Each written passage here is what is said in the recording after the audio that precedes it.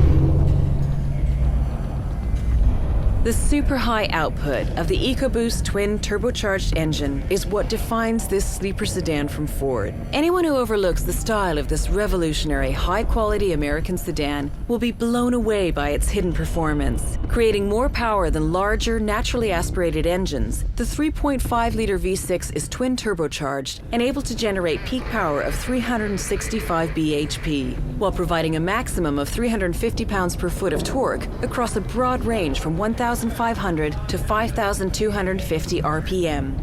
The purpose-built Police Interceptor will replace the iconic Crown Victoria as Ford's police car of choice from 2011 onward. The new Police Interceptor is fully equipped inside and out to support all the needs of a modern law enforcer.